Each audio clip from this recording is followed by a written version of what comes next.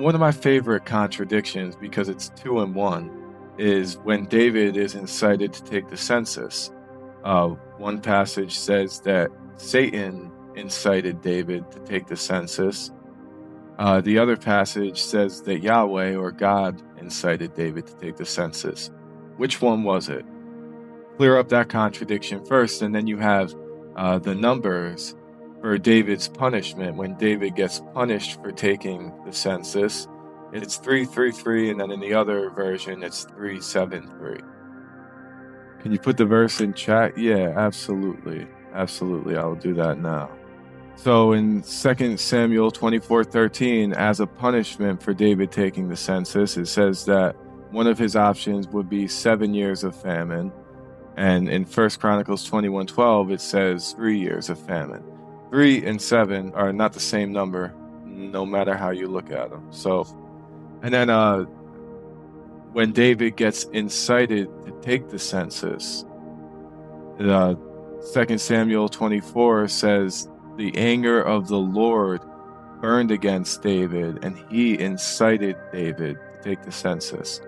And then 1 Chronicles 21:1 says that Satan rose up against Israel and incited David to take a census. You can try to rectify it, but then you have to take away from the validity of the Bible. And how do you know which parts of the Bible to trust and which ones to not trust? Either one of them is wrong and one of them is right, or both of them are wrong. That's how a contradiction works. But they can't both be true. Or you have to add a bunch of things into the text that it doesn't actually say.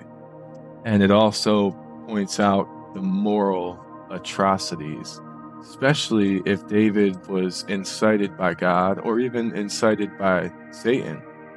Like, God just sat back and allowed that, and then he punished all these people. He's not supposed to number the people. Only God can number the people.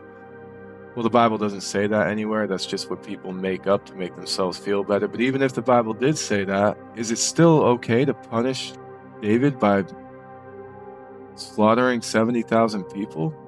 Like, how does that, how could you possibly justify that? There's nothing that would ever justify that. And then you have to say, well, every single one of those people were wicked. But that's not what the Bible says. That's something you have to add into it. You would say, oh, it's implied. No, it's implied that God is doing this to punish David.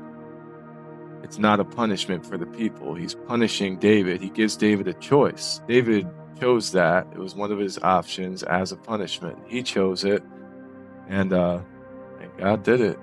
Punish David. You should never punish other people for the crimes that someone